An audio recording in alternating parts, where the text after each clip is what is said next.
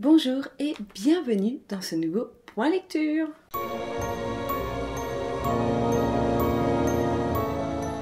Aujourd'hui, je vais vous parler de mes 3 dernières lectures. Le premier roman que j'ai terminé, c'est donc Rebecca de Daphné du Maurier. C'est mon premier du Maurier. J'ai enfin découvert cette autrice. Alors, ça a été une belle surprise et j'aime beaucoup son écriture, j'aime beaucoup son ambiance. J'ai beaucoup aimé la description des personnages, la mise en abîme en quelque sorte de l'ambiance, de l'histoire, les descriptions, tout ça. J'ai beaucoup apprécié. Par contre, ça reste un thriller assez lent où l'intrigue vient quand même assez loin dans le récit. Je pense qu'on a déjà passé un bon tiers de la mise en place des personnages avant d'avoir vraiment cette intrigue et cette espèce de thriller. Pour moi, c'est pas un vrai thriller. Alors, oui, il y a une histoire de personnes décédées, mais je sais pas, ça a pas été, c'est pas non plus une enquête policière. Voilà, c'est pas un thriller avec une enquête policière, avec des flics qui débarquent, voilà, qui font leur analyse, tout ça, qui interprètent les choses. Non, ça se passe au cœur d'une famille. Rebecca, en fait, est l'ex-femme d'un monsieur qui va, en gros, se remarier avec une jeune fille. Et on suit les aventures de cette jeune fille qui n'arrive pas à trouver sa place, en fait, au sein de cette maison parce que Rebecca est présente partout. Et voilà, et c'est très pesant, et puis c'est une époque où il y a des gens de maison, et voilà, et eux, ils sont à la méthode de Rebecca, ils voient que par Rebecca, et voilà, elle a du mal à trouver sa place. En même temps, il y a une grosse différence d'âge, parce que je crois qu'elle se marie, elle a à peine 18-19 ans, quelque chose comme ça. Je sais plus exactement, ou 16 ans, avec un vieux, alors, vieux, il est pas l'air si vieux que ça, hein, je crois qu'il a une quarantaine d'années, mais bon, il y a une sacrée différence d'âge entre les deux, et il y a cette intégration qui a du mal à se faire, donc avec la présence de l'ancienne femme, qui est donc décédée. J'ai quand même beaucoup apprécié ce roman, je pense que je vais relire d'autres Daphné du Maurier, de toute façon, vous le savez que j'en ai d'autres dans ma pile à lire. Je sais plus exactement, je crois que j'ai un autre prénom, alors si c'est pas Rebecca, ouais bref, je sais plus exactement, où c'est ma cousine quelque chose là. J'ai ça, j'ai un autre truc avec une histoire d'île de Boucanier, un truc comme ça. Bref, je crois que j'en ai 2 autres de Daphné du Maurier à lire. Voilà, c'est une autrice que j'aime beaucoup, j'aime bien l'ambiance qu'elle met dans ses romans. C'est un livre qui a été adapté par Hitchcock, je n'ai pas vu le film, j'ai vu que je pouvais l'avoir sur Vinted en DVD, à voir si je me fais une collection Hitchcock. J'avais un peu commencé, parce que moi quand j'étais ado, ils avaient sorti les VHS à l'époque. Je sais que j'avais eu Les Oiseaux et j'avais eu un autre, voilà, les trucs que t'achètes chez Altaïa, un truc comme ça, des trucs que t'achètes toutes les semaines comme ça là, voilà, donc ça coûte 1 euro, bon à l'époque c'était plutôt 10 francs, 10 francs, 10 francs, et puis petit à petit ça augmente les tarifs pour te faire une collection, et bah j'avais eu que le premier et le deuxième je crois, de mémoire, et j'avais pas continué, voilà, mes parents n'avaient pas forcément eu envie de continuer la chose, donc je n'avais pas continué le truc. Mais voilà, c'est une adaptation que je n'ai pas vue, j'aimerais bien la voir, alors peut-être que je la verrai et que j'en ferai peut-être un livre, un film. Ce roman Rebecca, dans le challenge à box sleeve de Vox Literaria, je l'ai utilisé pour valider La Dame en Noir et Inconnu au bataillon. Voilà, une œuvre dont tu ignores l'auteur ainsi que de l'histoire. Bah totalement, je savais pas du tout de quoi ça parlait, je connaissais pas du tout cet auteur. Bah voilà, en cherchant des auteurs un petit peu dans le domaine gothique, je suis tombée sur elle, mais je ne la connaissais pas du tout, donc je pense que ça rentre dans cette catégorie-là. Donc c'est encore un livre qui valide 2 catégories. Le second livre que j'ai lu, c'est un livre de Barbara Abel, L'innocence des bourreaux. Alors, je pensais avoir affaire à un huis clos dans un supermarché parce qu'en fait c'est l'histoire d'un braquage dans un supermarché. Et finalement, tout ne se passe pas dans le supermarché, on sort du supermarché. Donc ouais, j'ai été un petit peu déçue sur ce côté-là. Ce que j'ai beaucoup apprécié, c'est une autrice que je ne connais pas du tout. Ce que j'ai bien aimé, c'est la présentation des personnages. Dès le début, on nous présente le braqueur, donc c'est un junkie. Et j'ai trouvé qu'on rentrait vraiment au cœur de ce personnage. La description était vraiment très intéressante et je trouvais qu'on rentrait vraiment, on s'intégrait à l'intérieur de ce personnage. Moi j'ai beaucoup apprécié et ça m'a fait penser à La fille du train de Paula Hawkins où chaque chapitre ça parle d'un personnage.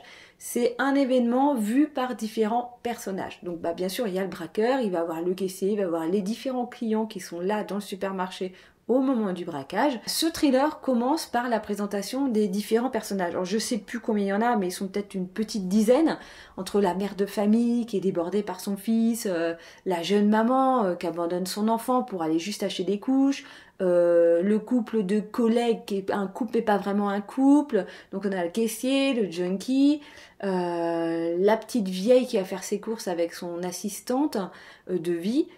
Voilà, il y a différents personnages comme ça, mais vraiment presque des petites caricatures, mais finalement je trouve que c'est vachement bien. Ouais, on a une petite explication de leur vie, du moment où ils vont aller au supermarché, et j'ai trouvé que c'était justement que c'était pas spécialement caricatural, alors que ce sont des personnages caricaturaux, parce que la mère de famille célibataire qui va acheter des couches, les choses comme ça, c'est vraiment de la caricature de clients de supermarché. Je vais y arriver. Et pourtant, dans les descriptions, je trouve qu'on s'attache vachement à chaque personnage. Elle a réussi à enlever un peu la caricature, en fait, de chaque personne.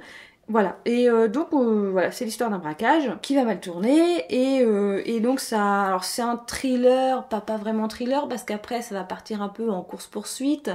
Mais la deuxième partie est un peu spé. J'aimais bien la partie qui était dans le supermarché, le braquage, un peu le retournement de situation, on va dire, voilà, des différentes personnes qui sont là, qui veulent tirer parti de la chose, les conflits entre les différents personnages, tout ça, j'ai bien apprécié, mais du moment où ça sort du supermarché, voilà, un peu la poursuite, ouais, je sais pas, là, c'est parti sur... on aurait dit qu'il y avait deux histoires collées en une, parce que là, on part vraiment après sur un personnage, et puis qu'on raconte vraiment la vie de ses parents, tout ça, de son père. Et ouais, j'ai l'impression d'avoir deux romans en un, quoi. Voilà, partie 1, partie 2.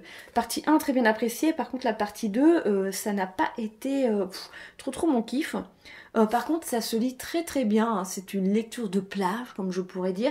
C'est-à-dire que si t'as vraiment l'esprit occupé à totalement autre chose, qu'il y a plein de trucs bouleversants qui se passent dans ta vie, et que normalement, voilà, c'est un moment de ta vie où t'es pas censé réussir à lire parce que t'as trop de choses dans la tête, tu penses à trop de choses, eh bien... ce livre est fait pour toi, parce que moi, ça m'a permis de voir autre chose. J'ai vachement réussi à rentrer dans ce livre, alors que d'habitude, moi, quand j'ai plein de trucs dans la tête, j'ai un mal de chien à rentrer dans mes lectures et à me focaliser sur mes lectures. Là, j'ai fortement réussi à le faire. Donc voilà, j'ai bien apprécié. Voilà, c'est dans la catégorie thriller, mais moi, je le mettrais pas forcément dans le thriller, quoi. Faut aller plus dans un domaine un peu aventure, parce que bon... thriller parce qu'il y a un braquage, voilà, qui tourne pas très bien, bof. Est-ce que je relirai un Barbara Abel? Bah ouais, parce que j'aime bien son écriture, j'aime bien ce dynamisme en fait qu'elle a, et j'en ai pas d'autres en tête, faut que je regarde ce qu'elle a écrit, mais apparemment, il y a moyen que j'apprécie d'autres romans de cette autrice. Alors, L'innocence des bourreaux, je l'ai donc mis dans la catégorie Une poussière dans l'œil, une œuvre que tu penses capable de te faire sortir la larmichette. Je pensais que ça allait me faire larmicher, parce que je pensais que voilà, on allait être plus sur le côté bourreau, le côté de la couverture, là, avec le nounours, qu'il y avait peut-être plus des enfants qui rentraient en jeu dans ce roman, dans ce thriller, alors que pas tant que ça, et que finalement, ça ne m'a pas fait tirer la larmichette, mais bon, c'était quand même une œuvre que tu penses capable. Je pensais qu'elle était capable, mais finalement pas du tout, donc je la laisse quand même dans cette catégorie. Et ce roman va seulement valider cette catégorie-là, oui, c'est ça. La dernière lecture que j'ai faite, c'est donc un Cédric Cyr, et c'est De fièvre et de sang. Premier tome, je crois que ça part dans une trilogie, si je dis pas de bêtises, et on va parler de l'inspectrice Eva Svarta qui va rencontrer le commandant Vauvert. Alors, justement, j'ai eu un gros problème avec ces deux personnages-là, c'est que tout au début du roman, pas totalement vers la fin, mais au début du roman, voilà, le commandant Vauvert, je pense qu'il est présent dans les autres romans antérieurs à celui-ci, et il aurait fallu que je lise vraiment dans l'ordre, voilà, les romans que Cédric Cyr a écrits en premier. J'aurais dû les lire dans l'ordre chronologique. Voilà, j'avais vu que il y avait une série Commandant Vauvert et il y avait une série Eva Svarta. Je me suis dit, tiens, je vais commencer par la deuxième, mais j'aurais peut-être pas dû, parce qu'il y a plein de références à des enquêtes qu'il a passées avant, et je pense que ça fait référence aux 2-3 bouquins qu'il y a avant, et du coup c'est un peu dérangeant, parce que alors, là comme ça, je vais pas m'en souvenir, mais si je note bien chaque passage, en fait j'ai un peu les résolutions des romans qui ont été avant. En tout cas, ça m'a donné l'impression. Je sais pas pour ceux qui ont lu ceux d'avant, alors je connais pas les titres de ceux d'avant, j'ai pas fait gaffe, mais je crois qu'il y en a deux ou trois. Bref, mais voilà, j'ai eu du mal. J'ai pas aimé les personnages, j'ai pas aimé ces policiers là, ces sous-commandants. Cette enquêtrice, cette profileuse, elle est albinos. Voilà, c'est ça que je cherchais. Policière albinos dotée d'un instinct hors norme. J'ai pas accroché au personnage. J'ai trouvé que c'était hyper caricatural d'avoir mis une policière albinos. Pourquoi? Pourquoi? Est-ce qu'il y avait vraiment besoin qu'elle ait un physique particulier pour avoir un caractère spécial? En plus, voilà, profiler là, c'est censé déjà être des personnes assez spéciales, donc avec des très grandes capacités, donc je vois pas pourquoi il a été rajouté ça. Ensuite, il y a différents personnages que je trouve très caricaturaux, parce qu'on parle de jeunes filles gothiques, et là aussi j'ai pas eu l'impression qu'on tombait dans de la caricature du gothique, voilà, qui s'habille avec des corsets, des lassages en cuir, qui écoutent certaines musiques. Voilà, et en plus je crois qu'il écoute du Manson, alors que le Manson c'est même pas gothique. Voilà, venant de la part de Cédric Cyr, qui est quand même un métalleux, et je sais pas, j'ai pas compris en fait pourquoi il est rentré dans des détails musicaux, alors que on dirait quelqu'un qui connaît pas ses mouvements de musique. Et voilà, j'ai pas compris. Je me suis sentie dans de la caricature. Je dis non, il va pas nous faire ça. Pas lui, c'est pas possible. Et si, il est parti dans une espèce de caricature au début là sur la présentation d'une nana là. J'ai pas compris. Voilà. Sinon en soi, alors à la base je devais pas le lire. Je vous explique un peu le truc. À la base je devais m'arrêter à celui d'avant parce que j'avais mes belles filles en vacances. Pendant 15 jours et finalement comme je me suis séparée de leur papa, elles sont restées en vacances qu'une semaine et puis après ils ont été faire leur vie ailleurs. Ce qui fait que je me suis retrouvée avec eh bien à la mi-juillet, j'avais quasiment eu le temps de finir l'autre livre, hein.